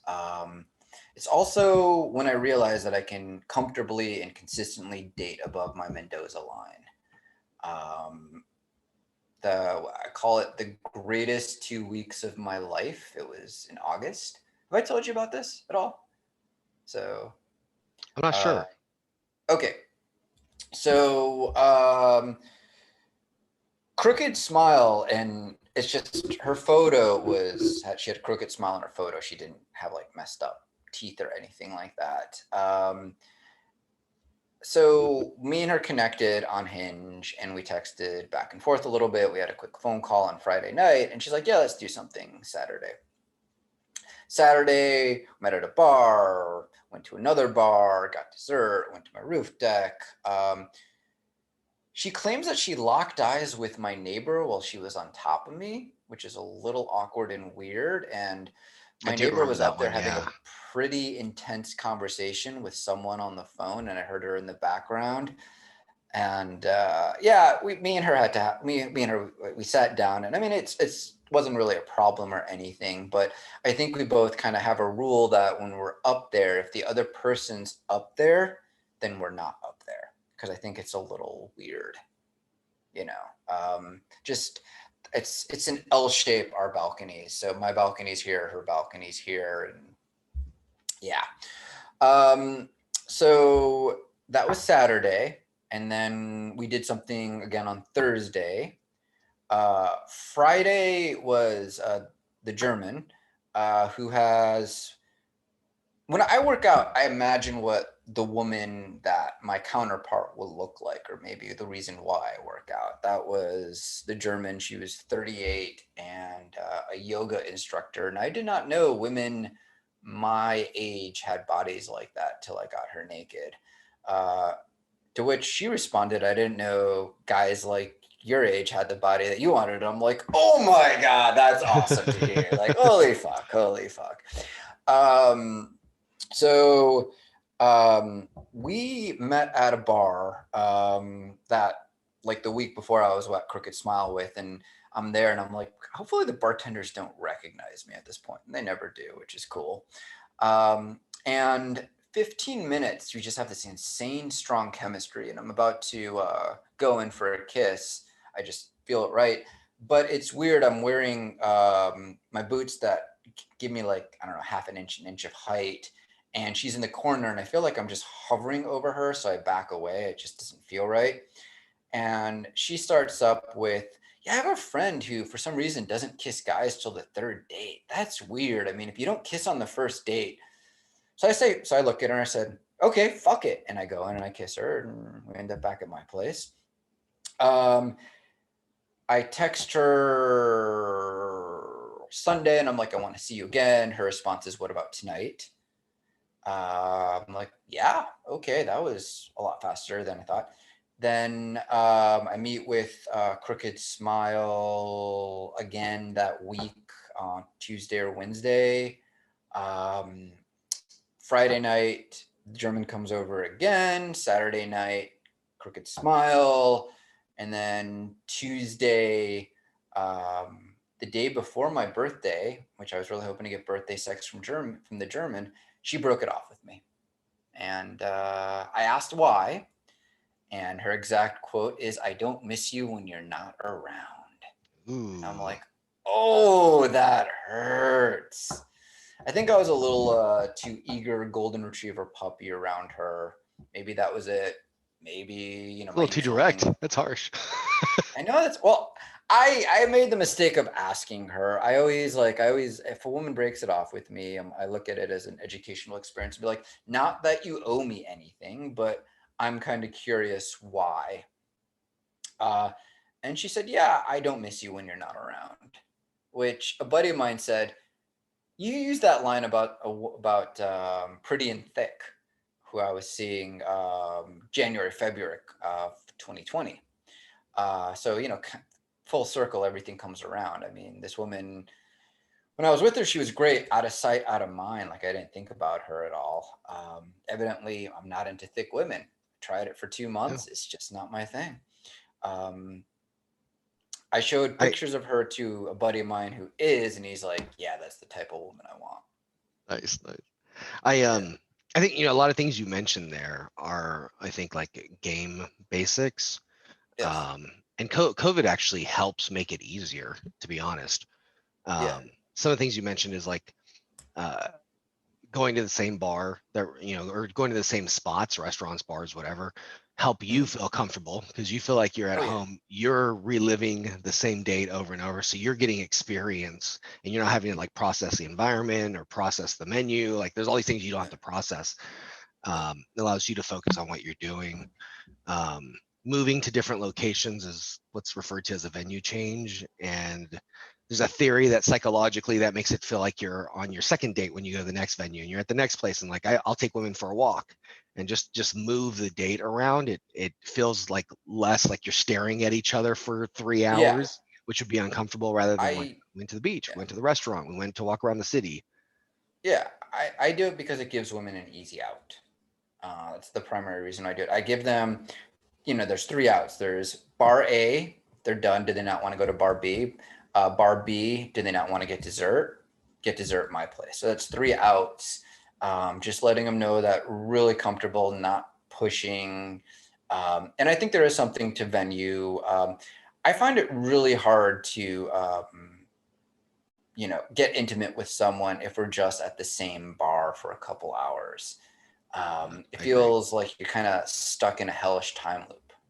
Yeah, it does. You feel closed in. And that goes for both people. There was like I was saying, these are basics. These are things I was doing in mid 2000s. And there was a period there where I went out every night for 3 weeks, and for 2 weeks I had a date every night. So I got to practice this stuff back then. Nice. The other big deal is making sure you can pull them back to a locate. If you're trying to have sex with them, you need to be able to pull them back to a location where that's Are you possible. ever not trying? Just leaving it open if people aren't interested in that, but you've got to have a pull location. You got to be able to get them back to your Yeah. place or their place, and Yeah. your place is probably easier because you can control that environment and you know where Yeah. it's at. You can plan the date around that.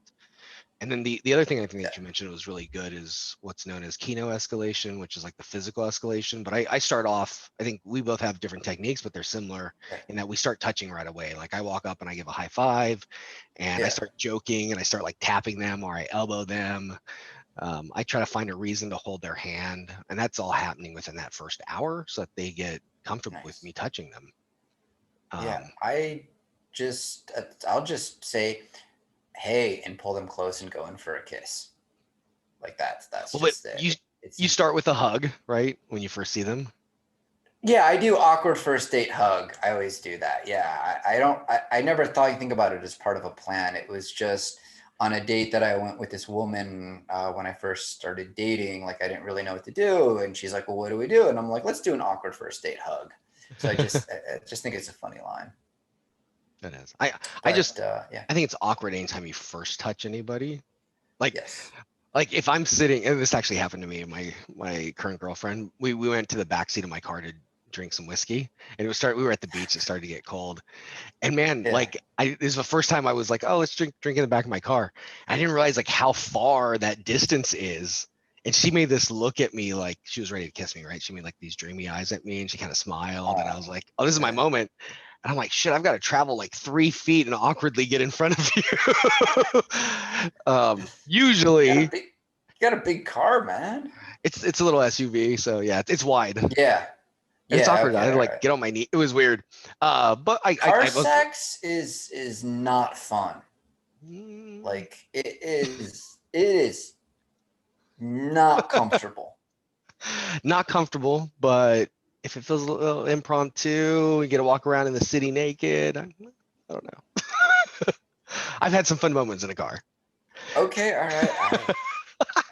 It's awkward, man.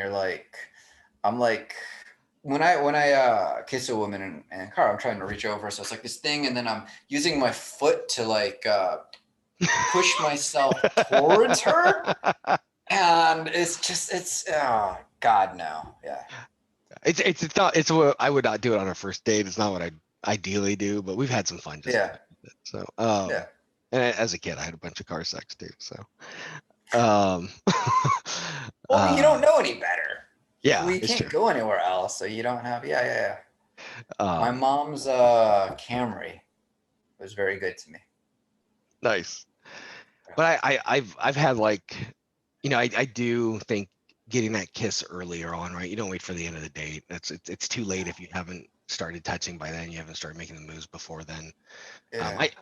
I hug them. I put my arm around them. I get them close. I actually start to like lean in and get my face really close to theirs and see like how they react. Are they pulling away? Are they like feeling off? Yeah, yeah, I do a lot of that. It's body language basically, right?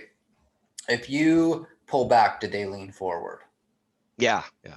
right? I'll whisper stuff. Uh, See, are they comfortable with like cheek to cheek? yeah. It's just kind of like it's this little dance that you do. I remember I had this one woman. We were really close physically.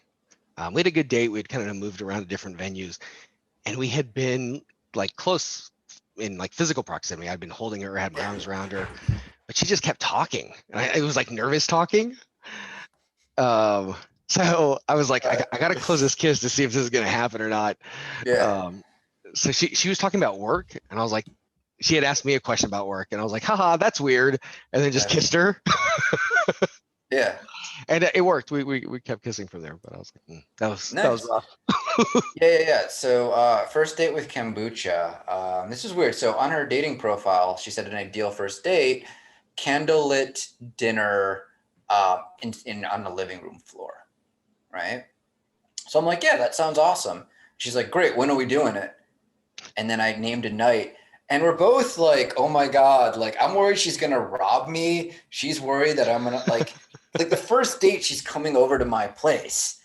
Um, so I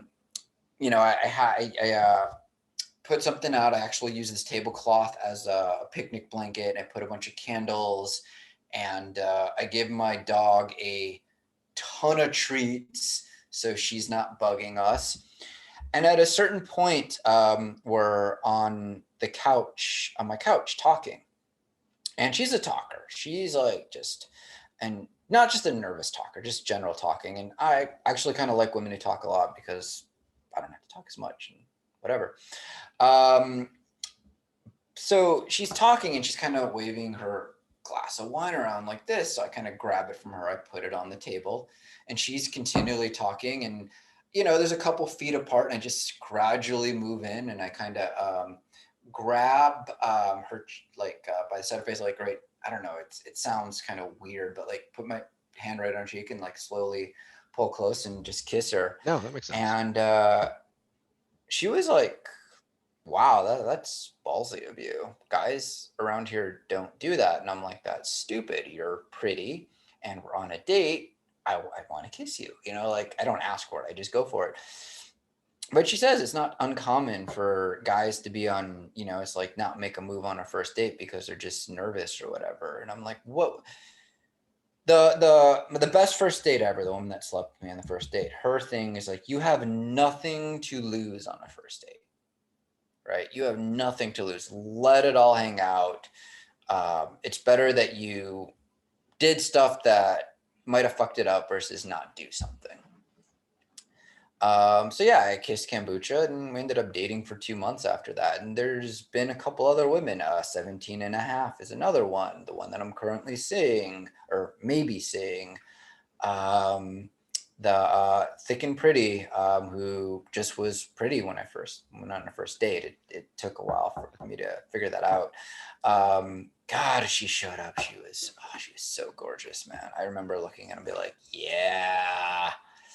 Um, so after we left the first bar, I made a move, and she kind of turned her face, and I'm like, oh, rejected. She's like, I barely know you. And I'm like, yeah, but we're having a good time. And then she's like, okay. So I go in again. We start making out. And, she's like, a lot of women, you're showing, you're not like, how do I explain? You're showing that you're interested in doing something beyond being friends. And within dating, it's really easy to just do what you're comfortable with, and you have a friendly time together. So of course nothing romantic happens. If you don't put that romantic spark out there, and sometimes women do that instead. I've been on a couple of dates, like Crooked Smile. I thought the first date was going absolutely horribly. I actually got up to check my bath to go to the bathroom because there's a couple women on Hinge I was going to message while I'm in there to get another date going on. Um, and I came out, and she's like, so tell me about your roof deck. And I'm like, well, why don't we grab some dessert and hang out on my roof deck? And like, she clearly like guided me towards there. But Yeah. if you don't put that romantic spark, it ain't gonna happen unless she puts it. And it's someone has to set the tempo of the date, right? And if you do it, at least then you have a little bit more control over it. And if it doesn't work, it wasn't meant to be, but at least you put an effort into it. I don't, you know, it's rare for women to control the tempo and it leading to something romantic. Yeah. At least I agree. I feel like most women don't know how to do it. yes. I've actually heard there's a founder of another, like a new dating app. It's the anti-ghosting app. I forget what it's called, but he was saying that like specifically for like lesbian relationships, Yeah. when they meet on the app, neither of them initiate conversation. And he's like, so as a lesbian, if you just start and send the first message, it's likely going to Yeah. turn into a date. That it's rare for that to happen. I think it's just socially women aren't used to leading Yeah. it.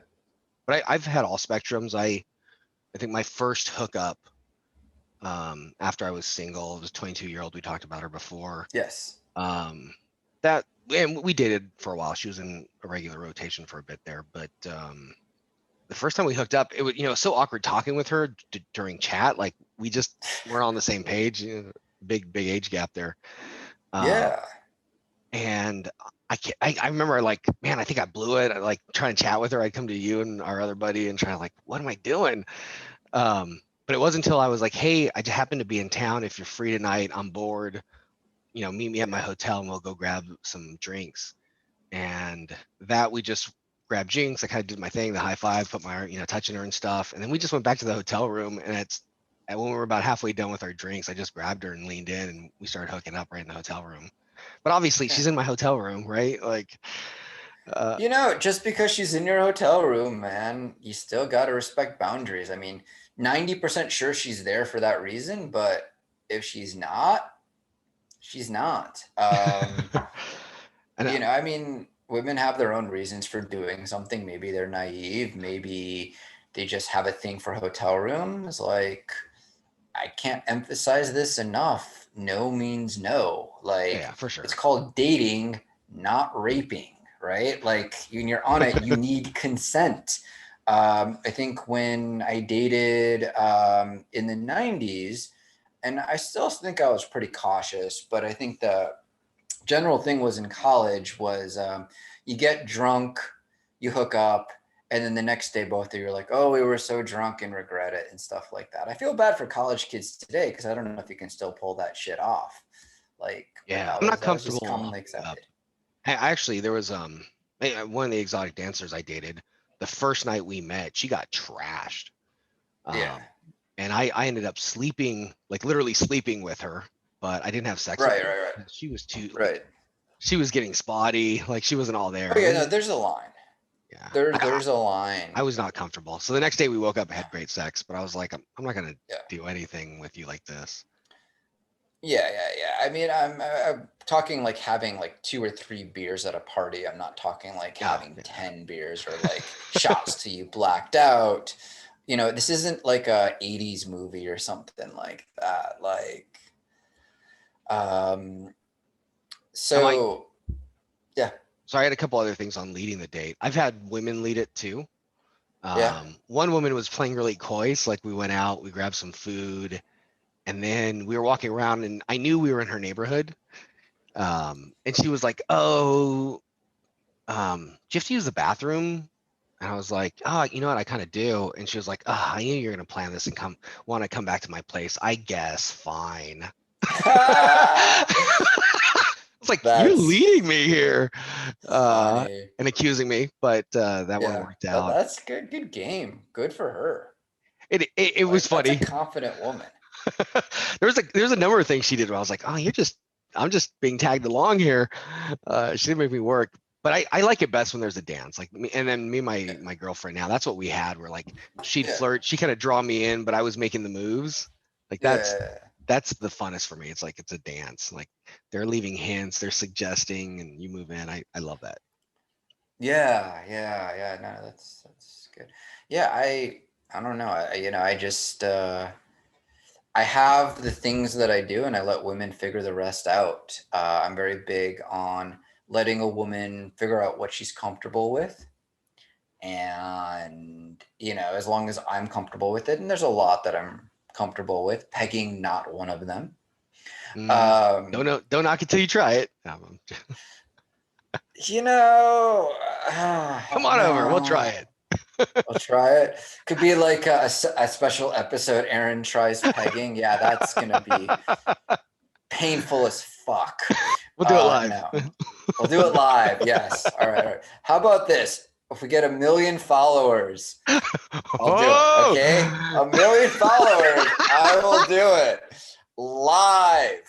Okay, but 1 million followers on any of the social media platforms not combined. boo. Okay. Oh, well, because you could just cheat then if it's the same 200,000 people on 5 platforms. That doesn't count. But yeah, I'm gonna I'm put it on down. Reddit. Yeah. Like, You put upvote it on this. Reddit. We put it on Reddit. We'll have like 1 million people tomorrow because people are sick as hell on Reddit.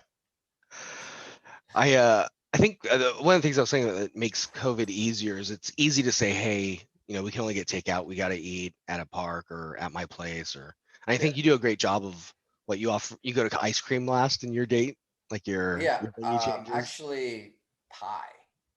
Oh, There's a place called Pie something. Again, no endorsements, not going to say it, but really good pie.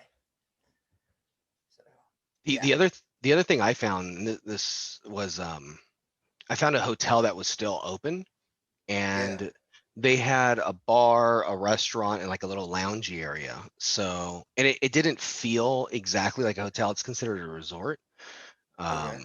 But it just felt like kind of a chill, like maybe like a condo complex or something that had like common areas, like a Oh, nice that's condo cool. place.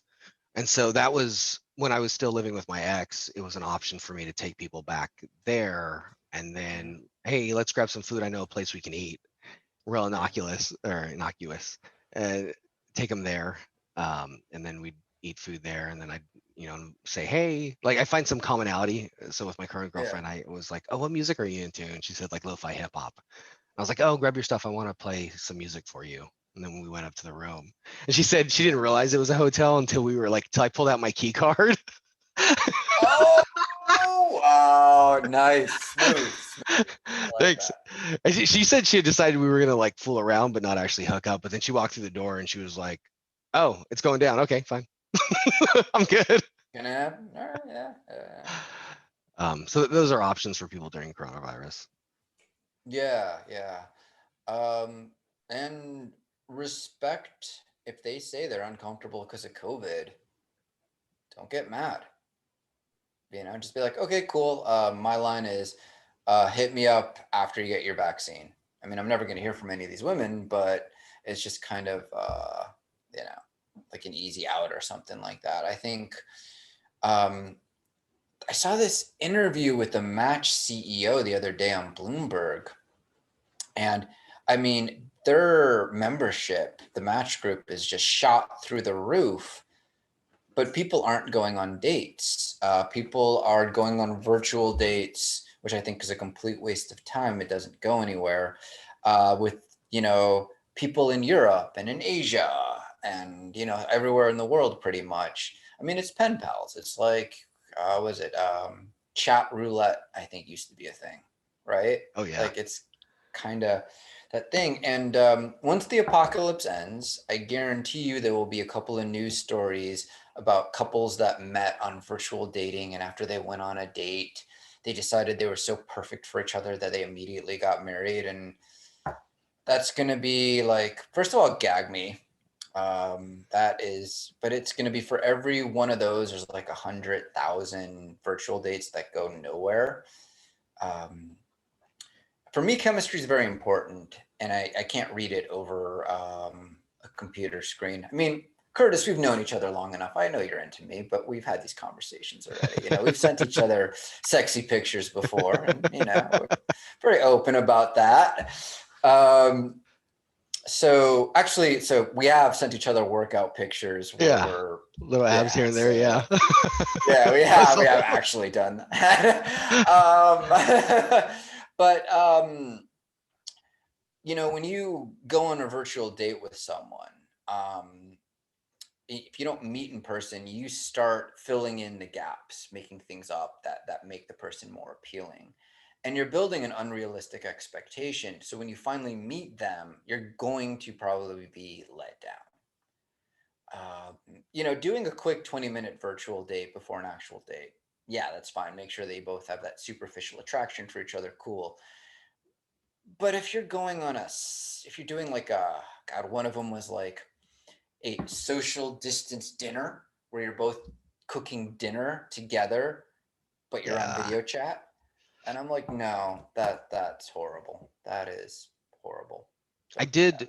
So early on, actually, I want to touch just on like seeing if they're going out in messaging, and then I Yeah, want to touch on the virtual dating. yeah, yeah, The yeah. way I would filter to see if people were getting out and like willing to meet. I would ask them, how's the apocalypse treating you? They would say whatever. They usually You ask, stole that from me, you no, man, I bastard. think you stole it from me. I stole the kidney from you. I think you stole You that one stole from the me. kidney. Yeah, the kidney. I um, use the apocalypse line too. so do I. I So don't know. I don't know, We must have man. I'm exchanged it somehow. suspicious. I think I Yeah, had that one okay. early though. But whatever. They'd Okay. whatever they say, then they of course ask how I'm doing. And I usually say like, oh, I went to the beach, there's a beautiful sunset, and I worked out with my buddy. It was really nice getting out. Are you getting out? Fucker. You fucker. I'm 90% sure at this point I stole it from you, which I was like, damn it. Okay. Continue. And they'll let you know, right? Like if they're getting out. Yeah. And I'd be like, oh, and then I'd find some reason for us to, whatever. If we talked about food or whatever, I'd be like, oh, why don't we go do that? Um, and so that's the way I would filter to find out who was going out and not. And then I like just to make sure they look like their pictures and get a little vibe. So I did try early on virtual dates, like 2-hour virtual dates. Yeah, they're garbage. And it's a waste of Uh, time because you don't know if you guys are you can have a great virtual date and then meet in person and there's no chemistry. yeah. Um, Yeah. but I still wanted to I wanted them to see me. Usually I'd wear like a tank Yeah. top or something, show off a little bit. Um, Show up. but I also want to make sure they look like their photos and that they were Yes. who they were pretending to be. So I usually do like, oh, I've got to run in 15 minutes, but are you free for a FaceTime? And I Yeah. just get them on a call just to like see them, say hi, smile at them, Yeah. and then arrange the date from that call, Makes sense. and then cut out. And so that worked really well for me. But yeah, like yourself, I don't recommend a long like sit down date. Um, if a woman has imperfections on her dating profile, is usually a good sign for me because it means that they actually look like their dating profile. There's several women that I've went out with who so a lot of women will have the upward angle, right? I met a woman who mastered the downward angle of the phone. She Damn. was, yeah, she looked like, I mean, she was short, but she looked tall and, fit. And I don't know, she might have been fit. It was, it's December in Seattle, so we're wearing lots of clothes. But yeah, no, she was really, really short. Um, and I mean, from her pictures, I just imagined her being a lot taller than she was. So yeah, if someone's dating profile looks too perfect, be suspicious. Get definitely do a chat with them before meeting with them because they're probably filtering something out. And once you're on the date, you're stuck for an hour or two. Like there's nothing you can do at that point. Yeah, I fully agree. You do the pie to pull people back to your place, right? You like ask them like, Yes. hey, do you want like we can eat this on my roof deck or something? Yeah, yeah, yeah. Or see your dog. That's see my dog. Be Yeah. like, we can eat it at my place. We just got to make sure that because Betty is a counter surfer and she'll hop on counters to get food. There's been dates that have gone really well, but I've left food up high on the table. And I live in a townhouse, and right now I'm in the first floor and my bedroom's on the third floor. So there's been times that we start eating and start making out. We go upstairs to the third floor. We come back and not a crumb left of pie. Like, she will just devour everything. So yeah, usually Nice. like that's the line. So yeah, either hey, we can eat on my roof deck. It's got a great view of my neighborhood, or you can eat my dog, but you got to make sure that she's going to try everything to eat your pie or something like that. But that's yeah. I mean, it works. You know.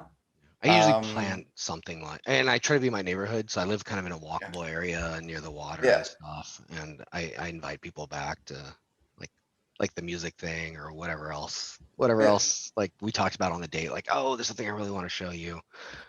I'll usually throw out, like, I don't usually do this. Like, I don't usually bring people back to my place. But we've really been vibing and, I'd love to show you something. I don't normally do this on a first date, says everyone on a first date. I'm honest. I'll be like, yeah, I sleep with women on a first date. I don't hold back. Want them to feel Yeah, special. They're all special. We're all they're special to all you. special. That's the thing. Like, I think that if I had to put a number of women in the Seattle area within 7 miles that I can date, I'd say there's at least 2,000 women. And I'm at 14 and a half right now. So there's just an infinite number of women that can be special and unique to me in their own way. And I find things about every single woman that I've dated multiple times. Um, I always remember what made them unique, why I was attracted to them. There's always something there, but I'm very open and honest. And I mean, I'm just more systematic. I think you're a greater improviser than me. Like, you can get new information and make changes Mm, and figure things adjust out. to You it. can pick things up during a date. I need to follow a script. And if I deviate from that script too much, and then you deviate a little bit, but it doesn't work for me. You know, That's interesting. if they're not in my neighborhood, if we don't go to X, Y, and Z bars, if, you know, the weather's not great, if all these things come up, yeah, I don't know what I'm doing.